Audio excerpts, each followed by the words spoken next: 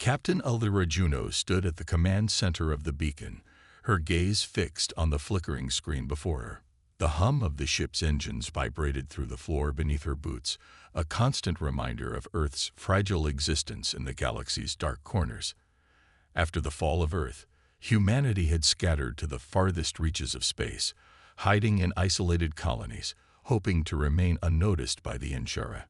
The beacon was Earth's last remaining stronghold, a ghost in the cosmic wind.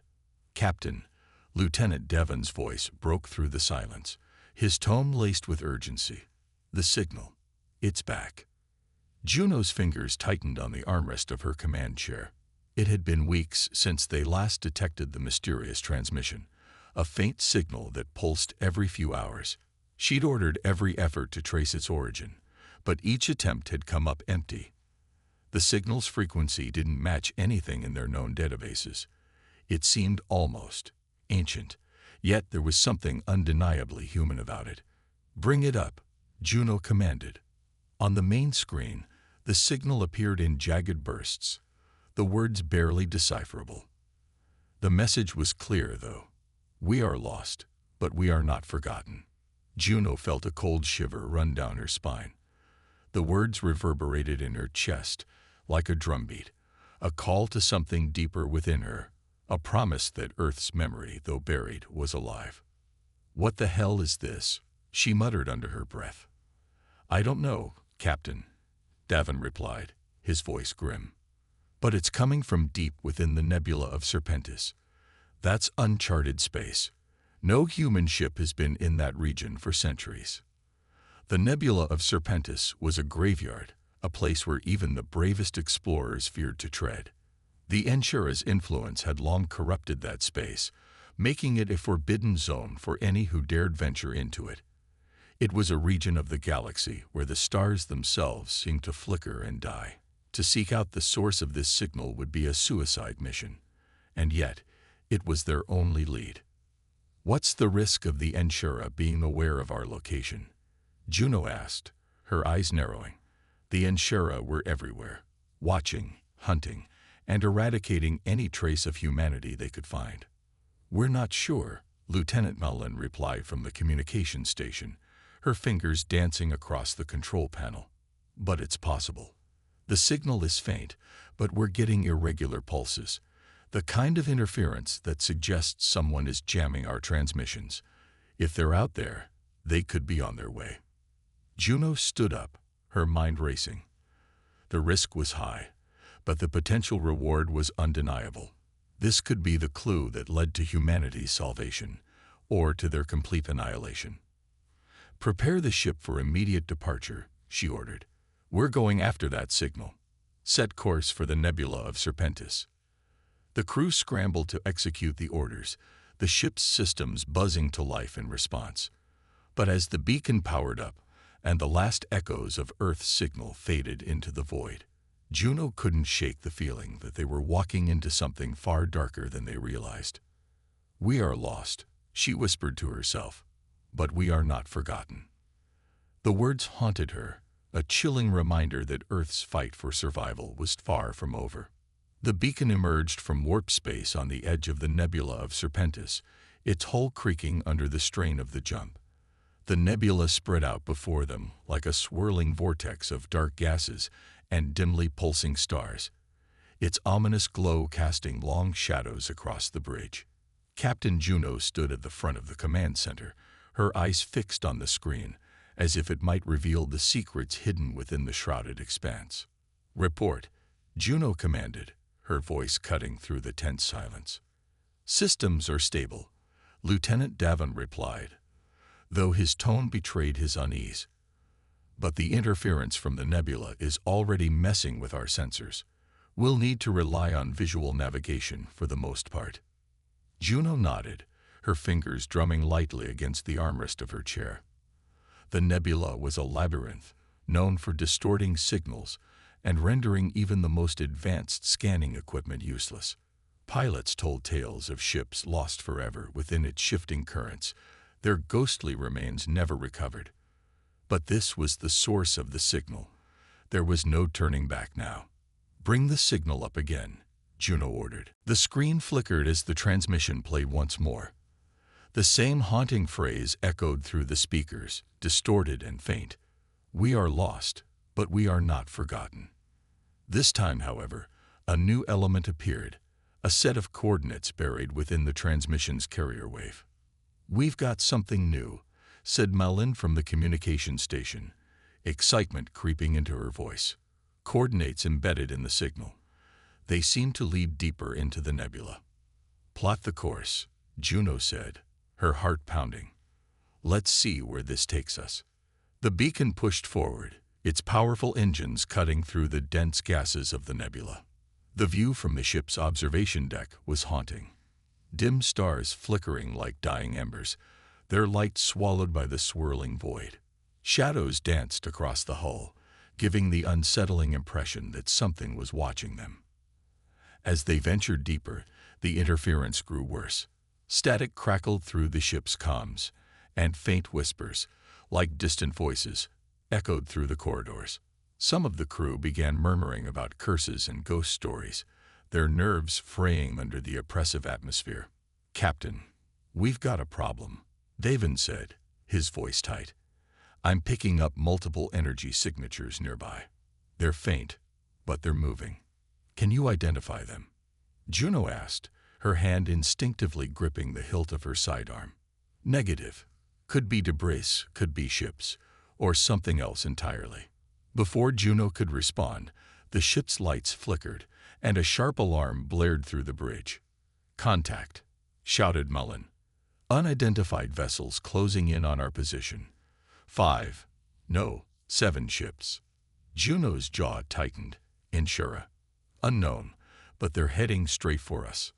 The bridge erupted into activity as the crew scrambled to prepare for what was rapidly shaping up to be a confrontation. Juno's mind raced.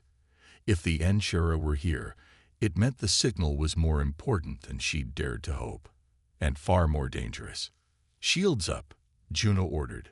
Battle stations. If they want us, they're going to have to fight for it. The beacon prepared for battle, its crew bracing for the unknown. Whatever waited for them in the shadows of the nebula. They knew there was no turning back. The signal had called to them. And now, it seemed, the galaxy had taken notice. The unidentified ships closed in on the beacon, their sleek, angular forms cutting through the nebulous haze. On the bridge, Captain Juno watched the screen intently, her jaw clenched.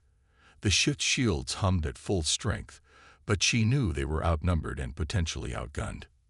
Malin, hail them, Juno ordered, her voice steady despite the tension thickening the air. Malin nodded, her fingers moving swiftly across the console.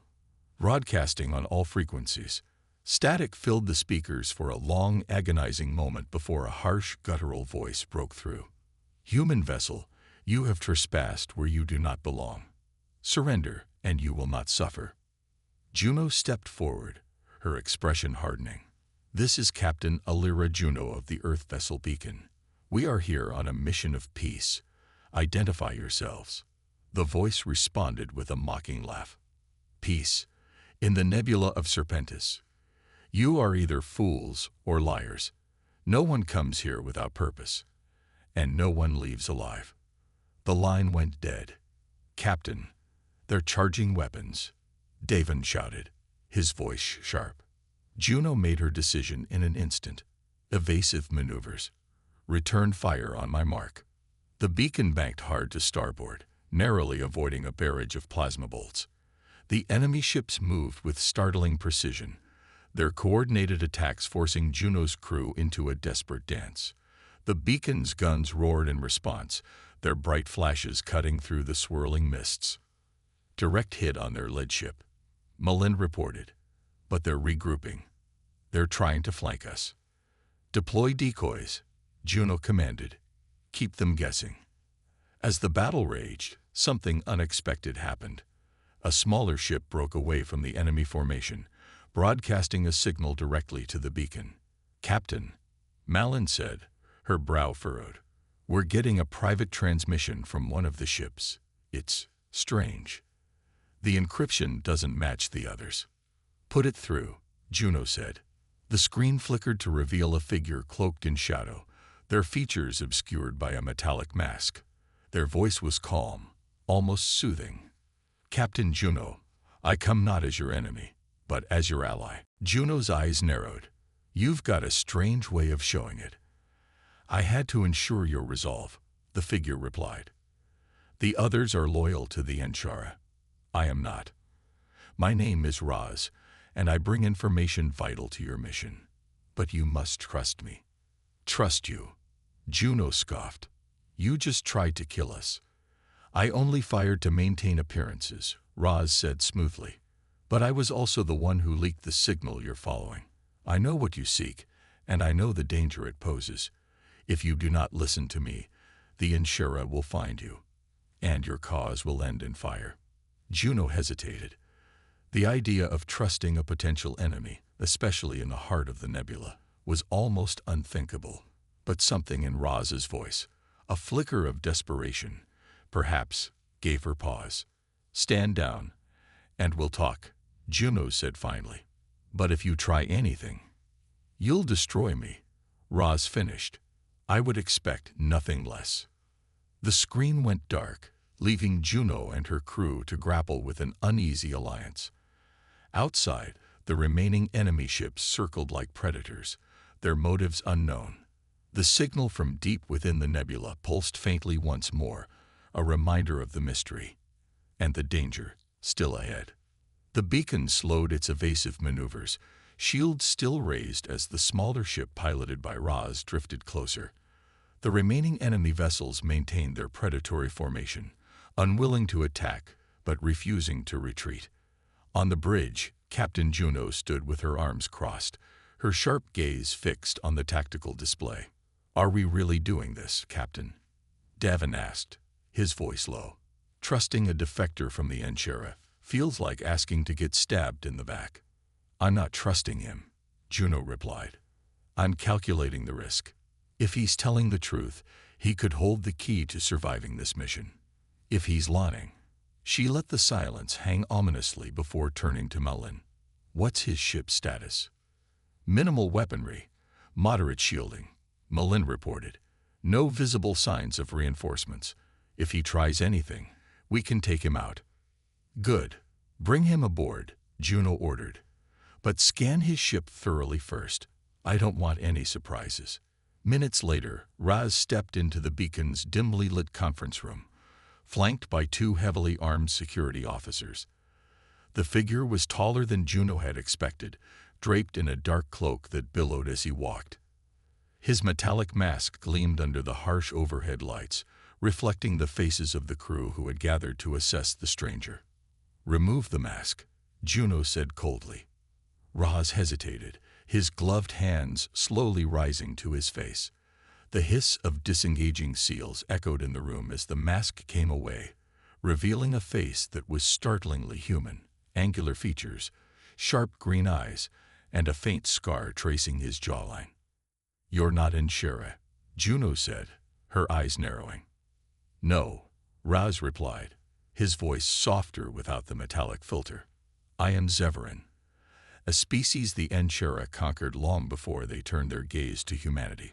I served them once, as all Zeverins are forced to. But I learned the truth of their plans. And what truth is that? Juno demanded, her arms crossed. Raz stepped closer, his movements slow and deliberate. The signal you're chasing. It's not just a beacon for humanity's lost. It's a relic of an ancient alliance created long before the Enchara rose to power. It contains the coordinates to something far greater, the Nexus Core. The Nexus Core? Malin asked, frowning. What is that? A source of unimaginable power, Raz said, his gaze shifting to Juno. It was forged by a coalition of species to resist domination, but the Enchara destroyed them before it could be used. If you find it, you could reignite that resistance, or doom what's left of your kind. Juno's eyes narrowed. Why help us? What's in it for you? The Nexus Core is the only chance for my people to be free, Raz said. If I help you, I help them. But we have little time. The Enchara know you're here, They will stop at nothing to claim the core first. Juno studied him for a long moment before nodding. Then you'll guide us through the nebula. But if this is a trap, you'll answer to me. Roz inclined his head. Understood. The fragile alliance was struck, but as the beacon began its journey deeper into the nebula, Juno couldn't shake the feeling that they were walking straight into a storm they couldn't comprehend. The beacon advanced cautiously into the heart of the nebula of Serpentis, its lights cutting through the dense, swirling fog. The ship's systems were strained, with sensors struggling against the interference and navigation reduced to manual plotting.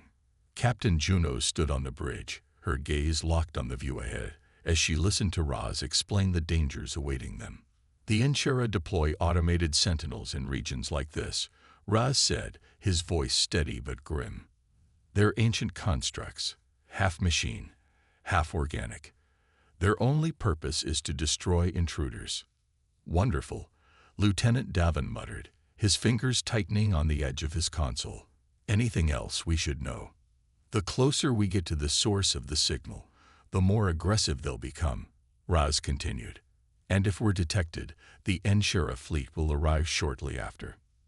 Juno glanced at him. How do we avoid detection? Roz gestured to the tactical display. The Sentinels operate on residual energy fields. If we can lower our power signature enough, we might slip past them unnoticed. But it'll mean shutting down most of your systems. Juno frowned. Shields, weapons, everything. Everything, Roz confirmed. It's the only way. Silence fell over the bridge as the crew processed the gravity of the decision. Juno turned to Mullen. How close are we to the coordinates? Less than 50,000 kilometers, Mullen replied. But the interference is intensifying. If we lose sensors, we'll be flying blind. Juno nodded, her decision made. Power down all non-essential systems. Divert remaining energy to propulsion and minimal life support. We're going dark. The lights on the bridge dimmed, and the familiar hum of the engines faded to a whisper. The beacon became a shadow, drifting silently through the nebula like a phantom. The tension in the air was palpable, each creak of the hull magnified in the oppressive quiet. Sentinels detected, Davin whispered, his voice barely audible. 3 of them, moving in a search pattern. Juno's heart pounded as the tactical display showed the faint blips of the sentinels circling nearby. The constructs resembled massive, insectoid shapes, their segmented limbs glowing faintly with an eerie green light. They moved with unnatural precision, scanning the void for any trace of intruders. Hold course, Juno said softly, her eyes fixed on the display. No sudden movements. The minutes stretched into what felt like hours as the beacon crept past the sentinels. One of the constructs veered dangerously close, its glowing eyes sweeping over the ship. Juno held her breath, willing the crew to remain silent. The sentinel paused, as if sensing something, and then moved on. We're clear, Malin breathed, her relief evident. But the reprieve was short-lived. A sudden burst of static crackled through the comms, followed by a garbled transmission. Intruder detected. Damn it, Davin shouted. One of the sentinels picked up the signal. Power up the ship, Juno barked. Shields and weapons online. Prepare for combat. As the beacon roared back to life, the sentinels turned as one, their eyes blazing with deadly intent. Alarms blared across the bridge as the constructs surged toward the ship, and Juno gritted her teeth. Roz, she said, her voice cold and sharp. I hope this Nexus core is worth it. It is, Roz replied, his gaze fixed on the approaching threat. If we survive. The beacon dove into the abyss, its crew preparing for the fight of their lives as the sentinels closed in. The beacon roared to life, its systems coming online with a surge of energy as the sentinels charge. The insectoid constructs moved with horrifying speed, their glowing limbs cutting through the dense nebula like blades. On the bridge, Captain Juno barked orders, her voice rising above the alarms blaring throughout the ship. Target the lid sentinel. Full weapons barrage, Juno commanded. The ship's forward cannons unleashed a volley of plasma fire, bright streaks of energy slicing through the void. The lead sentinel dodged with an almost organic fluidity, but one of the blasts connected, tearing through its carapace. The construct reeled, emitting the shrill mechanical screech, but two more surged forward to take its place. They're adapting their formations, Lieutenant Davin warned, his hands flying over the controls. It's like they're learning from our attacks. They're part machine, Raz said, standing beside Juno. Their neural networks are designed to analyze and counter enemy tactics. You'll have to keep changing your approach. Juno's mind raced. Malin, load EMP charges into the torpedo bays. If they're machine-based, let's see how they handle a system-wide disruption. Aye, Captain, Malin replied, her fingers flying over her console. Torpedoes armed and ready. Fire, Juno ordered. The beacon launched a pair of EMP torpedoes, their glowing payloads arcing toward the advancing sentinels. The constructs didn't attempt to dodge, their programming seemingly unaware of the threat. The torpedoes detonated in a flash of blue light, sending a shockwave rippling through the nebula. For a moment, the sentinels froze, their glowing eyes flickering. The crew of the beacon erupted into cheers, but the celebration was short-lived. The constructs powered back up, their movements slower but no less menacing.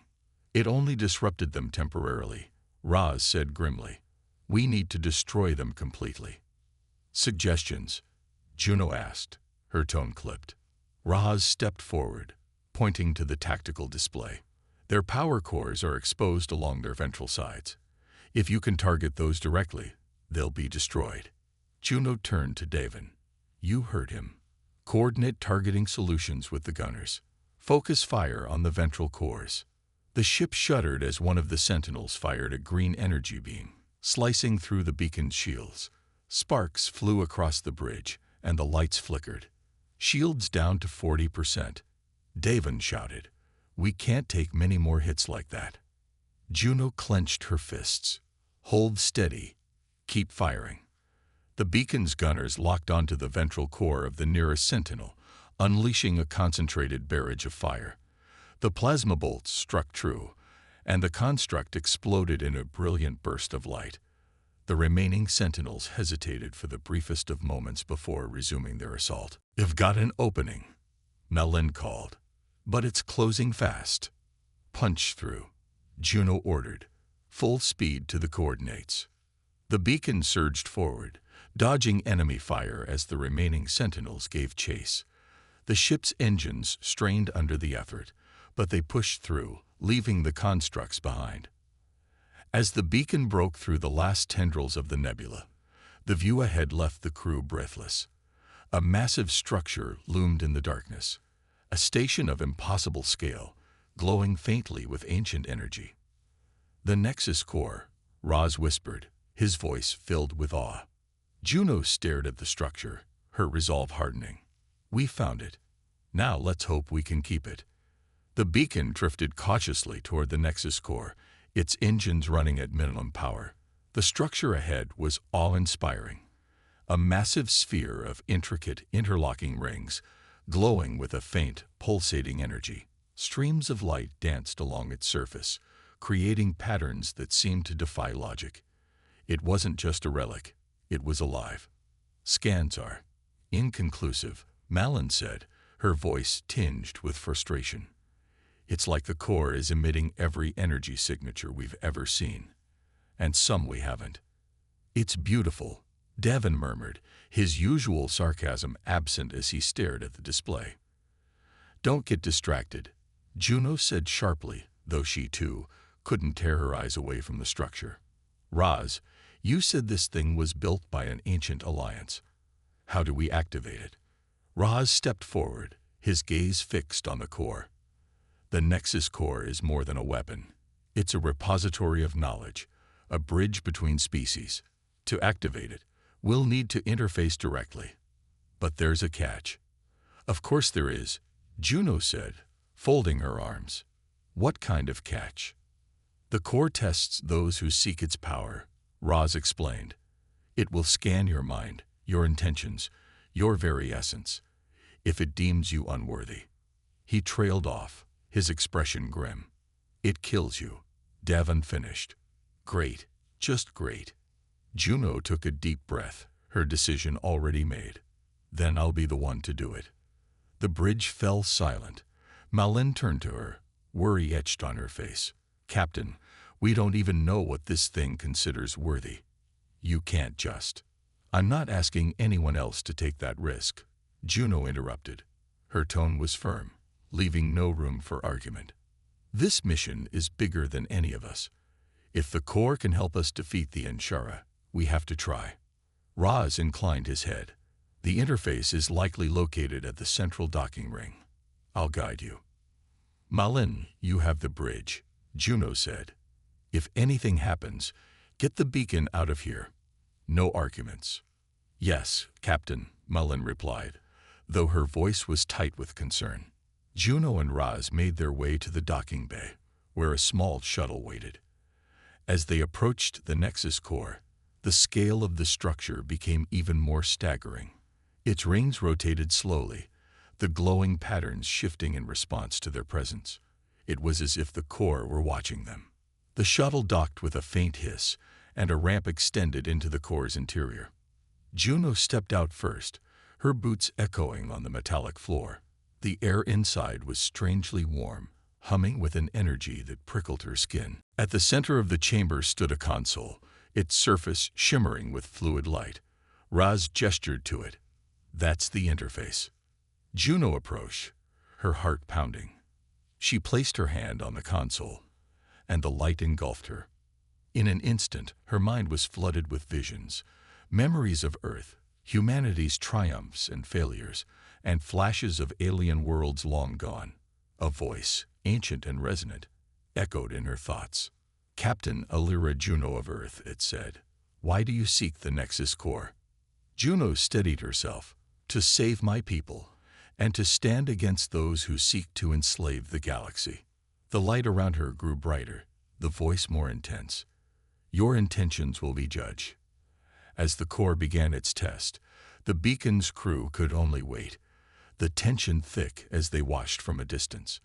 And deep within the nebula, the Inshara fleet stirred, closing in on their location. Time was running out. Juno's mind raced as the light from the Nexus core engulfed her. The visions were overwhelming. Alien landscapes, shattered civilizations, and the faces of long-forgotten beings. Each image seemed to tear through her thoughts, as if testing the very fabric of her resolve. Then the voice returned, clearer now, its tone both alien and ancient. "You seek to wield power, Captain Alira Juno. But power is a burden. Do you understand the cost of what you ask?" "I understand," Juno replied, her voice steady despite the chaos within her mind. "I'm willing to bear it." The light pulsed brighter, threatening to blind her. The images grew more intense, flashes of her crew, her ship, the future of Earth hanging by a thread. "You speak of bearing burdens," the voice continued. "But your heart, your soul, will you bear the weight of all those who come after you?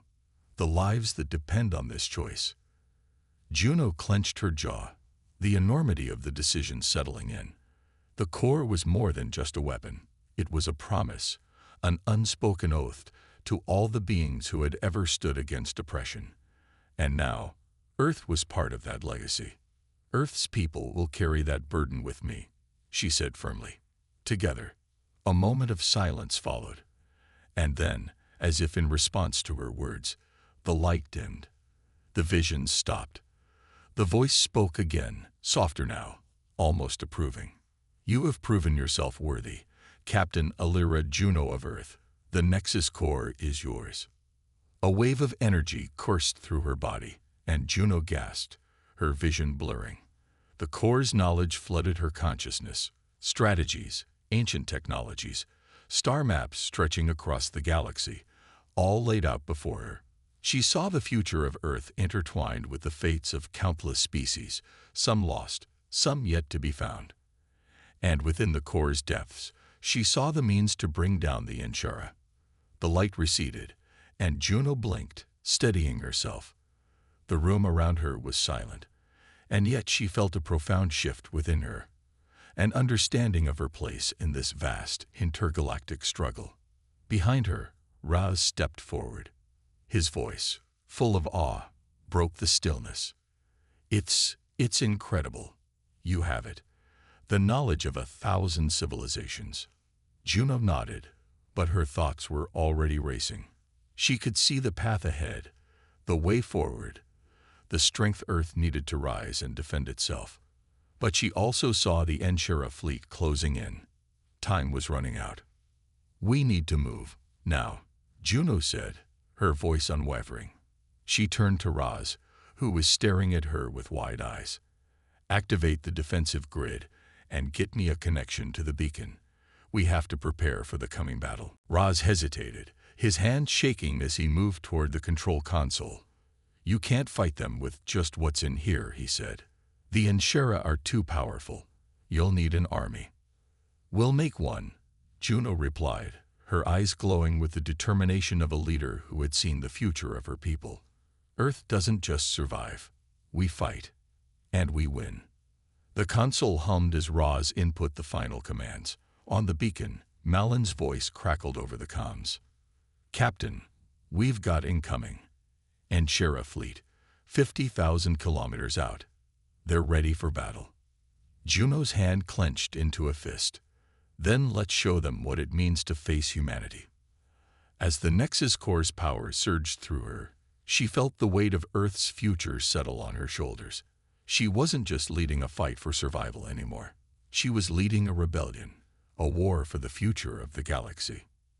And this time, humanity would not be ignored.